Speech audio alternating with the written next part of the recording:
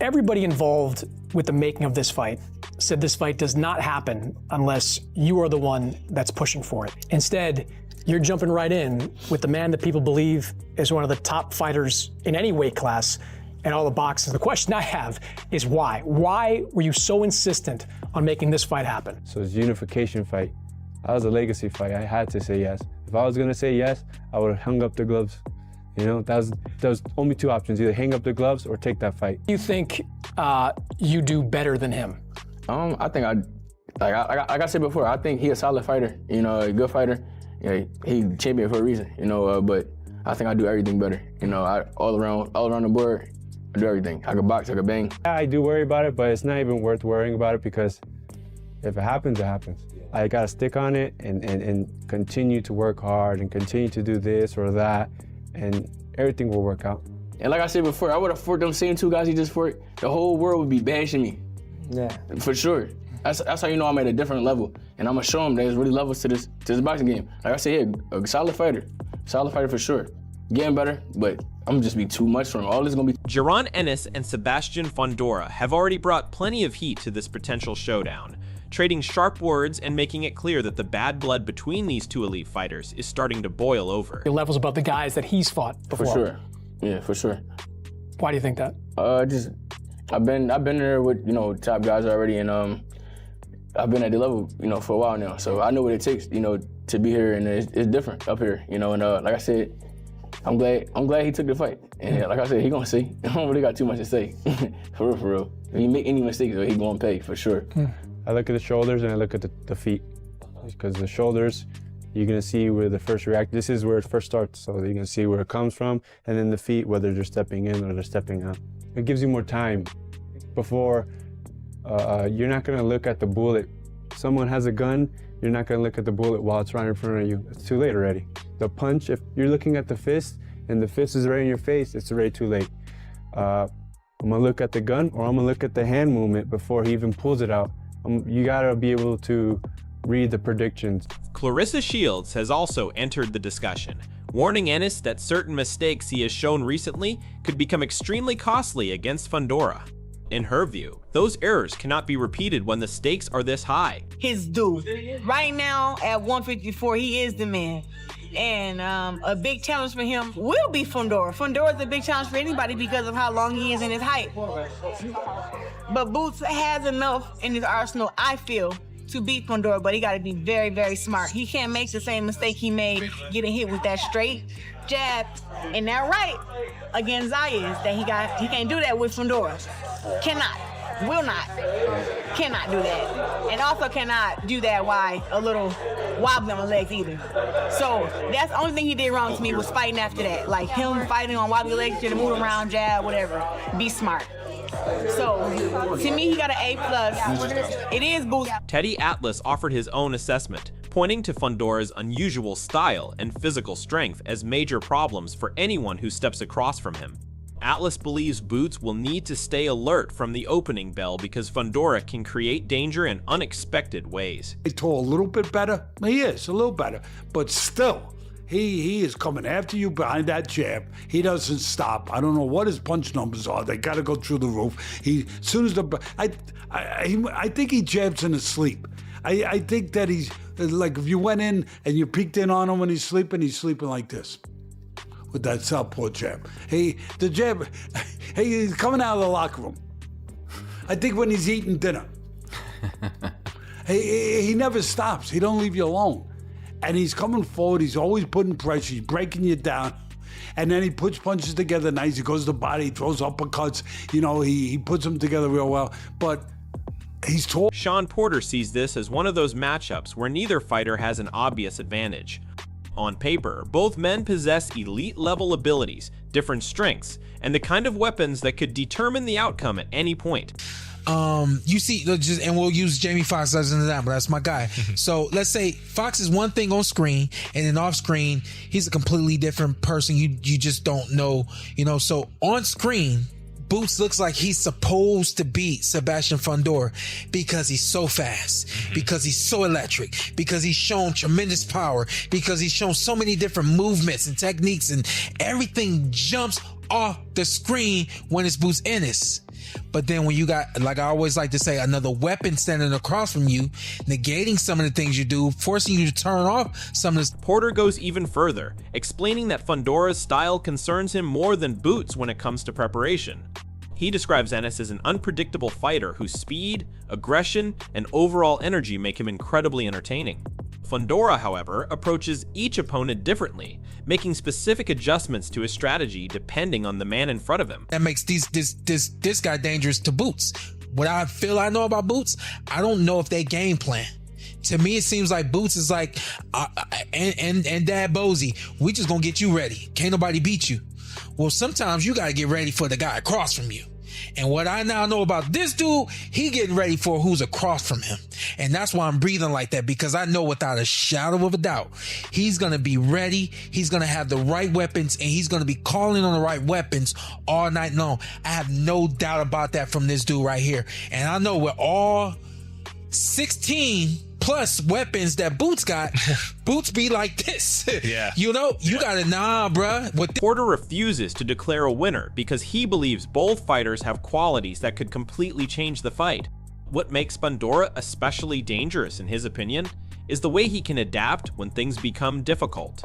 His ability to create unfamiliar situations and change his approach could force Boots to deal with challenges he's never experienced before. Difference between a Boots Ennis and a Sebastian Fondora, I don't know who will win that fight, because all those weapons are amazing. Yeah. And at any point, any of those weapons could work against this dude. But this guy has the ability that I now know. He knows how to force you to turn off a lot of what you have. So I don't know. I don't know your who wins point that about fight. off screen and on screen. Yeah, you'll watch it. That's what Keith did. Keith studied this dude front to back. He told us a week ago. Yeah. He knew everything about him. Yeah. But like your point, off screen and on screen. Then in person, you go, once it's fight night and he's across from you and throwing 60 punches, you go, Yeah. that motherfucker is really tall. Yeah. He's really big. And it's different. Bernie the Boxer also praised Fondora's ability and unconventional approach, but still believes Boots has what it takes to overcome the challenge. At the same time, he stressed that Ennis cannot walk into the fight believing it will be easy. Bernie feels that patience, discipline, and making smart choices throughout the fight will be essential for Boots to come away with the win. I'm thinking Boots should get him. I'm thinking if, you know, because Fundora more like, he kind of robotic, you know? And if you got a guy that can flash in on you and can move with athleticism, that can throw him up, I think Boots, that'll be perfect for him. You know, I think they've been moving him a little cautious, but I'm thinking he got it to do it. I'm looking for Boots to do it. I'll be looking for Boots. If I'm Boots, if I don't get the Xander Zayas fight, I want him next. Give me a tune-up, then give me Fundora next. That's what Roy was saying, that he wants the winner for Sebastian Fundora, the winner of Boots and Zayas. Look like we're going to get Boots and Zayas in the summertime. That's great. How you expect that fight to go? Like I say, this is a good fight with top junior. Bernie also pointed out areas where he believes Fondora can improve. In his opinion, making the right technical changes could make the southpaw even more dangerous and give him additional ways to trouble Boots.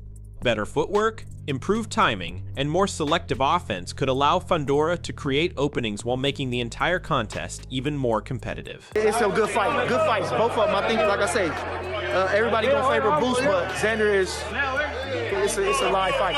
What makes Sebastian so dangerous?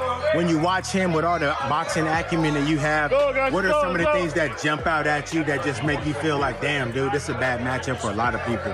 His range, but he looked slow. He looked pretty slow, but I seen him start he throw a real slow jab, then he throw a fast jab.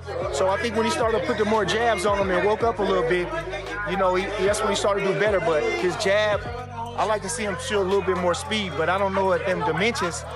Can he put it? He did a little better. What do you think about his level of accuracy tonight?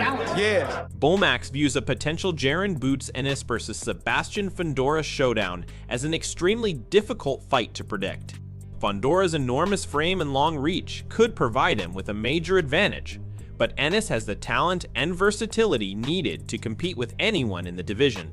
With both fighters still looking to establish themselves against the very best, Bullmax sees this as a genuine 50-50 matchup. I just think he's a great fighter in the era with other guys that can say this was my era. You know, with that, I know like there's the Fondoras and Virgils, like they all have to fight each other. So you can come to that conclusion. I mean, is that amongst those guys, is there someone stand out a little bit more, or is it still kind of 50-50 across? I think it's a 50-50 across the board, you know, because when you look at Virgil and when he get guys hurt, like maybe Boots was hurt, you know, he finished them off. You look at Fondora with the range and the height he got, you know, even though he'd been beat before, since then he's just been clean. Greg Hackett has added another layer of doubt to the discussion with a bold question about whether Fondora is truly ready for Ennis. His biggest concern is the 154-pound weight class. Hackett believes Fondora may still have unanswered questions at that weight when facing someone of Boots' caliber, especially once the intensity and pressure of the fight begin to increase. I don't think it's going to happen at 154. I think it's going to happen at 60. Why? I don't think Fondora wants that trouble at 50. You know what I'm saying? I don't think he's so sure of himself. I think it's going to take him a couple years mentally to be really sure of himself. He talk a good game. He do. When he do his interviews, he talk a hell of a game. 30 seconds, he talk a hell of a game, but I don't think this is just me off of my observation. I don't think he pleased with himself just yet to say he's going to fight Boots after this fight. I don't think so. If Boots goes into the fight with Josh Kelly and is victorious, wouldn't that put more added pressure on Fundora? It would, but you know, these dudes come out with moves all the time. We see new moves every year. Switch. Hackett also explained how the styles could collide, while bringing up the criticism Ennis has faced because of what happened during the third round against Zas. His warning is simple: if Fondora lands a similar punch, the result could be far more serious. Hackett believes Fondora's size, awkwardness, and constant pressure could turn even one defensive mistake from Boots into a major moment. When a tiger go after a giraffe and they be working him out, and even though he's tall, he be trying little shit, be doing little shit, it's just hard to get the motherfuckers off. You know what I'm saying? It's gonna be like a tiger and a giraffe, one of them types. Once Boots get him, he's gonna get him. Man, you got some analysts that feel like because of the third round against Xander Zayas, that if Fondora gets him in that position, then Fondora will end up hurting or stopping Boots. What's your thoughts? I mean, that's a fight of the past at this point. That's like me saying since Mendoza clipped Fondora in the 7th round, that's like me saying Boots. Paulie Malignaggi believes Boots Ennis has consistently delivered strong performances, which is exactly why expectations surrounding him continue to grow. Malignaggi says Ennis must maintain that level as the competition gets tougher. If a fight with Fondora happens, Paulie expects an extremely demanding contest, where both fighters would be tested from beginning to end. And so that's why he is this budding star. But when you are a budding star, there's also so much expectation for you to look good every single time out. So we'd have to make sure that Ennis stays consistently looking really great so that he can move on into the picture with Fondora possibly. And Fondora, of course, is a very difficult guy to deal with. Listen, Fondora is going to be difficult to deal with for anybody. And so Ennis and Fondora, I really, really would get excited for Ennis and Fondora. That's a really good fight. And for me, that's not an easy fight for either of them. That's a tough fight to call, man. I don't know. I would love to know what some of the comments think at home. And don't be biased about just because one guy you like one guy over the other. I'm talking about seriously, from a boxing perspective, Ennis and Fondora. Listen, Fondora's an all-court fight for anybody because of the height and the power that he's got at that weight. Chris Algieri views Fondora as a completely different challenge because the fighter has developed into a much harder opponent to figure out. His biggest improvement has been learning how to maximize his reach, establish his jab, and fight with greater control. Those changes have made Fondora harder to land clean shots on and significantly more difficult to break down. It's a difficult puzzle. He's so long and he's getting better. He's improving. He's improving. He's learning how to use his size. He's using his jab. He's being more disciplined. He's not taking risks like he used to. Talk about a guy who used to allow people to hit him and then has figured out that you shouldn't do that at the highest level in that Brian Mendoza fight. But since then, he's been very, very good. So, yeah, I can understand why people would see him as the final guy because, again, with those physical advantages and the way that he's getting better, very, very difficult to deal with. Virgil, the inactivity really worries me because you got sharks circling. And Jaron, with the level of talent he has, he can beat anybody on any given night. So, yeah, it's a really interesting time. Chris Mannix also praised Teofimo Ortiz for staying ready and preparing as if the Boots Ennis matchup is already scheduled. To Mannix, that level of preparation shows how serious the team is about making the fight happen. With fans and people throughout the boxing world continuing to call for the matchup, he believes the sport would lose a major opportunity if this highly anticipated battle never comes together. Especially if you're buzzed. So when it does happen, hold on. It's going to be explosive. Someone's going to get knocked out. And I always pick a side, right, Mannix? I always say, oh, well, this guy's going to be the favorite. That's a legitimate 50-50 fight. All right, then should it happen next? Because in the days that followed that fight, we have heard from Oscar De La Hoya calling for Boots versus Virgil next. We have heard from Virgil calling for Boots against Virgil next. We have heard from Rick Meridian calling for Boots against Virgil next. Pretty much everybody that's in the orbit of Virgil Ortiz, including Virgil Ortiz, Robert Garcia, add him to that mix. The trainer of Virgil says, let's make that fight next. Everybody on Virgil's side seems like they're ready to go. So my question... Sebastian Fundora then gave his own prediction, saying he expects Ortiz to get his opportunity against Boots before Fundora gets the chance himself. Fundora favors Ortiz because he noticed openings in Ennis' performance against Sanders' ass. He believes Ortiz could take advantage by applying steady pressure, throwing consistently, and staying disciplined throughout the fight, giving himself a strong chance of winning on the judges' scorecards. We saw some flaws from Boots with the last fight. I mean, he looked great. He looked great. I mean, he beat Zayas. I mean, pretty easy. But that third round still raises some questions, right? I mean, it raises everybody some questions. How does he do with pressure? Virgil is a pressure fighter, and he hits hard. I consider myself also a pressure fighter. He throws a lot of punches and hits hard. So we'll see what happens when he fights one of us. I mean, I guess Virgil's first. So we'll see what happens with that, but I favor Virgil. Well, I actually meant your deepest thoughts about them as opponents for yourself than each other. Oh, yeah. I'll beat them both. Max Kellerman has extremely high expectations for Jaron Boots Ennis at 154 pounds. He believes Ennis possesses a level of talent that separates him from nearly everyone else in the division. Kellerman sees no obvious opponent who should be able to prevent Boots from reaching the top, and if Ennis finally puts all of his abilities together, he expects him to dominate the division and eliminate every major challenge in his path.